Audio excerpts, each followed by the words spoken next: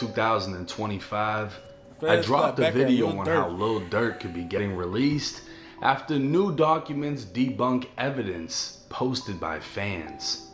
And the very next day, the feds clapped back. What's up, everybody? Welcome back to another episode of EOS. It's 1090 Jake, man. I'm rocking with y'all, y'all rocking with me. And for this video, I brought the clap back because in the last video, y'all got on my ass in the comments. So I brought it back for y'all. Matter of fact, we'll do it again. What's up, everybody? It's 1090 Jake. I'm speaking on the feds clapping back at me, Durk, his legal team, because I dropped the video and the very next day, they shot back with a list of reasons not to release Lil Durk. On April 28, 2025, the federal government would file its opposition to Durk being reconsidered for bond. The feds would start strongly saying Durk is charged with directing 6 hitmen to travel across the country to hunt and kill Quando Rondo.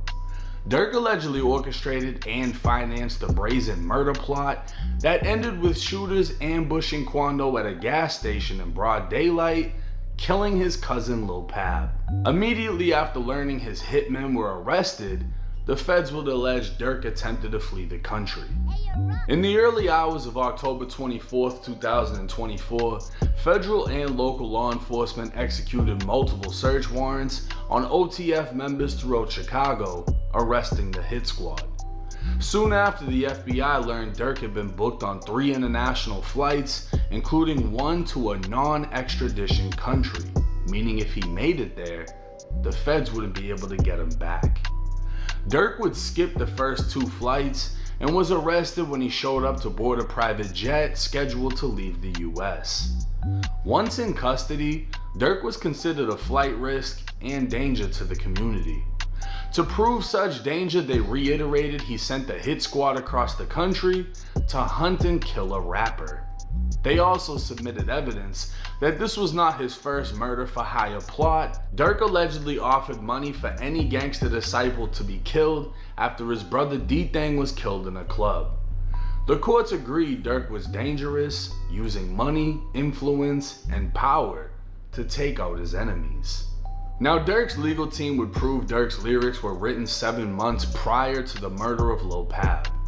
Durk saying look on the news and see your son screaming no, no, makes more sense that he was talking about someone's mom hypothetically watching the news of their son's death and screaming no.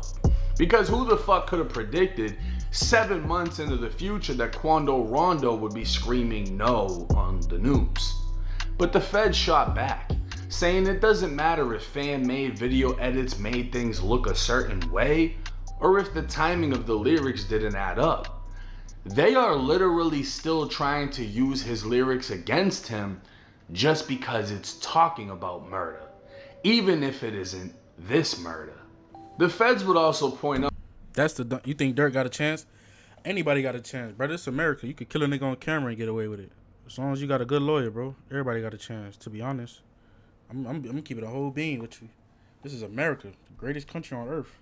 Durk offered the same amount of money as last time for bond and it was rejected. And Durk's legal team didn't even try to prove he wasn't a danger to the community and didn't try to flee. The feds would state Durk wasn't arrested because of fan-made videos. He was arrested because he is alleged to be the leader of a violent organization, orchestrated and funded an execution-style murder with machine guns, and tried to flee the country. Durk named himself The Voice, and the feds allege he's used that voice to speak on violence as he rapped about paying for murders, hunting his ops with switches, bounty hunters in Beverly Hills, and other lyrics that can all somewhat be related to the murder of Lil Pab. The feds would also highlight a song Durk had with Gucci Mane titled Rumors, in which Durk said, "I don't want the you catch, I want the one I paid for." So again, the feds are desperately attempting to use lyrics to fit their narrative. The feds are saying if the lyrics aren't true, it doesn't matter because Durk is dangerous. But then they try to show more lyrics after saying the other lyrics don't matter. The feds would end their summary stating it isn't about how Durk made his money, but about how he chose to spend it and wield his power in 2022 on death and violence. And keep in mind, everything spoke on in this video isn't in regards to beating the case, it's for Durk to be granted a bond in which he'll be placed on house arrest. Durk would be handing over a substantial amount of money while being placed on a GPS monitor, eliminating the possibility of him fleeing the country. The chances of him having the ability to commit more crime under strict supervision is close to none. So what would appear if he was released, he not only wouldn't be a flight risk, he wouldn't be dangerous. But we'll just have to wait and see what the courts decide.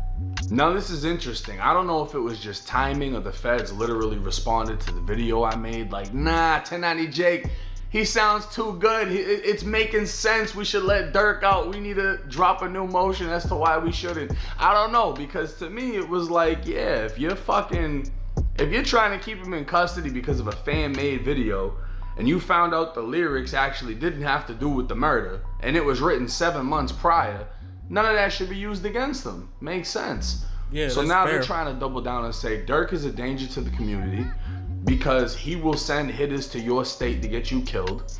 And then not only that, Durk will apparently make songs about it after he gets you killed. And then not only that, when his killers get arrested, he'll jump on a flight and go to a country that he can't legally be brought back from.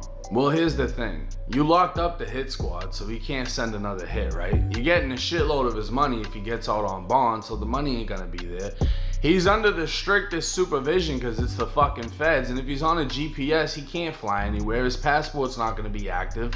So literally, the danger to the community and the flight risk is gone if he's released. So why not release him? This is where the feds fucked up, in my opinion, right? They're saying that even if the lyrics were written 7 months prior, it still relates to murder, and it could be another murder, and we think Durk sent all these murders, right? If the lyrics don't matter, they don't matter. So why are you trying to go dig up a song with Gucci Mane as another example of, look, he's talking about paying for a murder? It's all fucking hypothetical, right? If you break down the lyrics from the other song, you looking on the news and see your son, you screaming no. That sounds like a mom looking on the news and seeing her son and screaming no. You know what I mean? Like, this is normal drill shit. This is shit that's talked about in drill music. Death, make your mama cry, whatever. No one could have predicted Quando Rondo's reaction to seeing somebody die. Nobody could have predicted that. Nobody could have predicted he screamed no. I mean, so the fact that the feds are desperately trying to find any lyrics they can that fit the narrative, and then when it's proven that it has nothing to do with it, say that, well, these lyrics don't matter because we have these lyrics. Again, it's becoming using lyrics against the rapper. Hopefully 99% of what's talked about in drill music is hypothetical, and then you got the crash outs that actually talk about real shit, right? I don't think that every single thing Durk has talked about or rapped about is factual, right? Because if we look at every single song and every time he mentions something and you count that into bodies, what, Durk eliminated fucking 200 people in the last 10 years through his music? Like, we're not gonna go for that, bro. I don't think a jury's gonna go for that. I don't think that's gonna work. At the end of the day, Durk has a wild case. That shit ain't gonna work. When the federal government says you sent a hit squad to execute someone, the feds grabbed him too early, bro. They had to grab him. He was finna get ghosts on them people's eyes. The feds grabbed him too early, bro. That shit ain't gonna work. Broad daylight with machine guns, and then you tried to flee the country, that's big. Nobody wants that case. Nobody's gonna feel confident in that case. That's some wild Al Capone type fucking Scarface shit right there. It is. Right? That's fucked. But again, everything we spoke on in this video isn't about beating the case, it's about being released on bond. So let me know y'all's thoughts in the comment section. You've heard his defense. Shit ain't never over though, bro. You've heard what the feds are saying. Do y'all think he will get bond? On what grounds do you think he should be kept?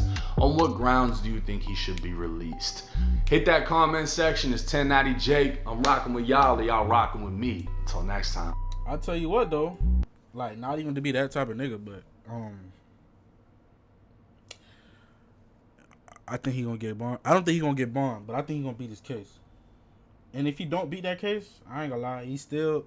If Durk don't beat his case, I ain't gonna lie, he's going down as probably like, and it's sad to say, but like, the realest like, not real. I can't even say realest, but like he gonna be that. Like that's gonna be his legacy. Like, you feel me? That's just gonna be his legacy, bro. He gonna be gangster. He gonna be a hood celeb for life, nigga. He gonna be like the way like we used to talk about Big Meech when we ain't no Big Meech. Like how he was just like this big old pariah, like a black figure type shit. That's how they gonna treat Durk forever. Like he gonna be like the you know how niggas be, bro. The face of that shit. He gonna be the face of that shit for real. What?